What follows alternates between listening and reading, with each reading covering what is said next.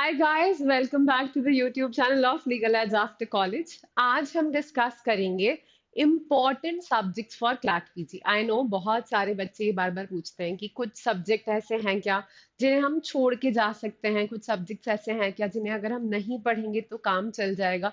सबसे important subjects कौन से हैं जिनसे हर साल क्लैट पीजी के पेपर में क्वेश्चन आता है, राइट? तो इसी क्वेश्चन को और इसी इशू को हम डिस्कस करेंगे कि ऐसे कौन से सब्जेक्ट्स हैं जिनसे हर साल क्लैट पीजी के पेपर में क्वेश्चन आता ही है और जिन्हें आप बिल्कुल भी नहीं छोड़ सकते। ठीक है, तो जो भी लोग इस साल देने वाले हैं क्लैट पीजी का एग्जाम, उन सबके साथ जाके फटाफट फटाफट इस वीडियो को शेयर कर दो और फिर हम आगे बढ़ते हैं।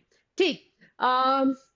तो ये सब्जेक्ट्स हैं जो आपके क्लैट पीजी का जो मतलब क्लैट का जो कंसोर्शियम है उसमें क्लैट पीजी का जो सिलेबस है उसमें जो लिस्टेड सब्जेक्ट्स हैं वो ये है। ठीक है, बट ये लिस्ट अगेन एग्जॉस्टिव लिस्ट नहीं है, इसके अलावा भी सब्जेक्ट से पेपर आ सकता है, पर इन सब्जेक्ट्स के नाम उन्होंने आपको स्पेसिफिकली मेंशन करके दिए हुए हैं। ठीक है, तो अगर कुछ सब्जेक्ट्स के नाम दिए हैं और बाकी सब्जेक्ट्स के लिए लिखा है कि इंक्लूडिंग सच सब्जेक्ट्स, पर जिन सब्जेक्ट्स के नाम दिए हैं वो ऑब्वियसली ज्यादा इंपॉर्टेंट हो जाते हैं। ठीक, तो ये सारे ही सब्जेक्ट्स इंपॉर्टेंट तो है, पर इनमें भी देख लेते हैं कि ऐसे कौन से सब्जेक्ट्स हैं जिनसे हर साल क्वेश्चन आता है और ऐसे कौन से सब्जेक्ट्स हैं जिनसे कभी कभी क्वेश्चन नहीं आया है। ठीक है, तो स्टार्ट करेंगे कॉन्स्टिट्यूशनल लॉ से। कॉन्स्टिट्यूशनल लॉ आपके लिए सबसे ज्यादा इंपॉर्टेंट है।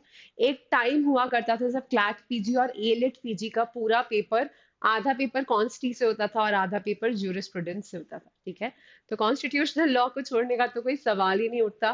This is your star subject. उसके बाद आता है आपका ज्यूरिस्प्रूडेंस। फिर ज्यूरिस्प्रूडेंस भी बहुत इंपॉर्टेंट है। क्यों है ज्यूरिस्प्रूडेंस इंपॉर्टेंट? क्योंकि अभी मैंने आपको बताया कि पहले क्लैट और एनेट पूरा ज्यूरिस और कॉन्स्टी से ही आता था। हर साल आपको क्लैट पीजी में 5 से 10 सवाल ज्यूरिस्प्रूडेंस से देखने के लिए मिल ही जाएंगे। कभी भी ऐसा नहीं हुआ है कि ज्यूरिस्प्रूडेंस पे कोई पैसेज ना आया हो। ठीक है, so again jurisprudence is important. फिर अगर एडमिनिस्ट्रेटिव लॉ की मैं आपसे बात करूं तो एडमिनिस्ट्रेटिव लॉ आप कॉन्स्टिट्यूशन के साथ ही पढ़ सकते हो, उसके लिए आपको अलग से टाइम वेस्ट करने की जरूरत नहीं है। ठीक, और एडमिनिस्ट्रेटिव लॉ खुद में एक बहुत छोटा सा सब्जेक्ट है, बहुत बड़ा सब्जेक्ट नहीं है। एक दिन में 3-4 घंटे अगर बैठोगे तो 3-4 घंटे में एडमिन कंप्लीट हो जाएगा, एडमिन बहुत अच्छे से कवर हो जाएगा। ठीक है, तो इसको क्यों ही छोड़ना है इतने छोटे से सब्जेक्ट को। कॉन्ट्रैक्ट की अगर हम बात करें तो हर साल इसमें से क्वेश्चन देखने के लिए नहीं मिलता। ठीक, बट काफी आता है, तो इसको मैं मोस्ट इंपॉर्टेंट वाली कैटेगरी में नहीं रखूंगी। टॉर्ट्स हर साल आपको देखने के लिए मिलेगा, हर साल क्लैट पीजी के पेपर में टॉर्ट्स से 5 से 10 क्वेश्चन देखने के लिए मिलते ही हैं। फैमिली लॉ अगेन, आज तक शायद एक ही बार ऐसा हुआ है कि फैमिली लॉ नहीं आया है, वरना फैमिली लॉ हमेशा आता है और अच्छे खासे क्वेश्चंस आते हैं। So let's keep family law also in the important category. Criminal law से हर साल पैसेज आते हैं, क्रिमिनल लॉ आपका इंपॉर्टेंट है।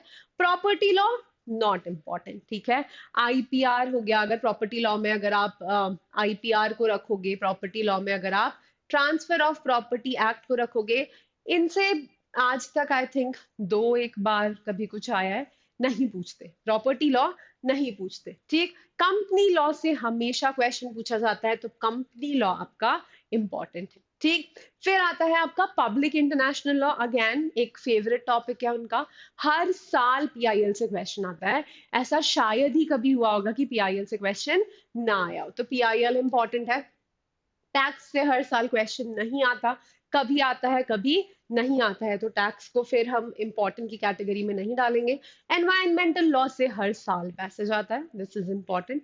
लेबर फिर से नॉट वेरी इंपॉर्टेंट, कभी आता है कभी पैसेज नहीं आता है, तो इसको भी बहुत वेरी इंपॉर्टेंट की कैटेगरी में हम नहीं डालेंगे। ठीक, फिर जजमेंट्स वेरी वेरी इंपॉर्टेंट, क्योंकि अल्टीमेटली तो सब जजमेंट से ही आता है। इसके अलावा क्या ऐसी चीजें हैं जो आ सकती हैं, इसके अलावा कौन सी ऐसी चीजें हैं जिन्हें पूछा जा सकता है? तो एक सब्जेक्ट है again a very small subject जिसे आप 3 से 4 घंटे में कवर कर सकते हैं, इंटरप्रिटेशन ऑफ स्टैट्यूट्स। तो interpretation of statutes my suggestion is कि पढ़ लेना, अगर 2 सवाल भी आते हैं तो भी पढ़ लेना। जरा सा सब्जेक्ट है, छोटे से रूल्स हैं, बहुत इजीली कवर हो जाता। ठीक, जजमेंट्स ऑब्वियसली इंपॉर्टेंट है।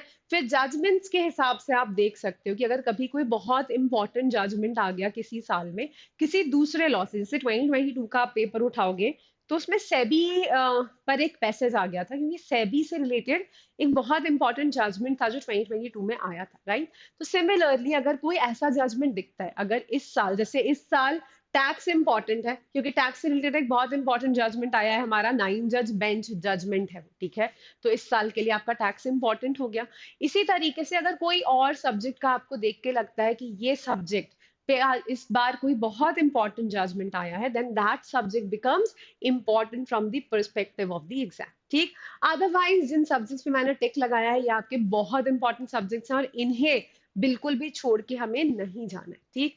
अगर अभी भी कंफ्यूज हो कैसे पढ़ना है, क्या करना है, क्या कर सकते हैं, क्या नहीं कर सकते हैं, तो toprankers.com पर विजिट करना, ऑनलाइन कोर्सेज में जाना, LLM plus law officer exam, CLAT LLM, और हमारा ये क्रैश कोर्स 2 का बैच है जो अभी शुरू हुआ है ऑन 2 सितंबर। इसको ज्वाइन कर सकते हो। Judgement summaries, mock test, live classes, recorded classes, सब कुछ मिल जाएगा। कॉम्प्रिहेंसिवली पूरी प्रेपरेशन हो जाएगी और अभी भी पूरी प्रेपरेशन हो सकती है। 2.5 महीने में भी तुम्हारी पूरी तैयारी हो सकती है, तुम एग्जाम क्रैक कर सकते हो, घबराने की कोई बात नहीं है, ठीक है। So this crash course is available, check कर सकते हो, देख सकते हो, जो मर्जी हो कर सकते हो, ठीक है। All right guys, this was it from my side. Just wanted to answer your question की मोस्ट इंपॉर्टेंट सब्जेक्ट क्या है। तो most important subjects I think ये हैं, बाकी के सब्जेक्ट्स भी पढ़ने हैं, ऐसा नहीं है कि बाकी के सब्जेक्ट्स को छोड़ देना है, बट इन्हें प्रायोरिटाइज कर सकते हैं, ठीक है। All right, guys, take care of yourselves, like, share, and subscribe, and keep reading. Bye bye.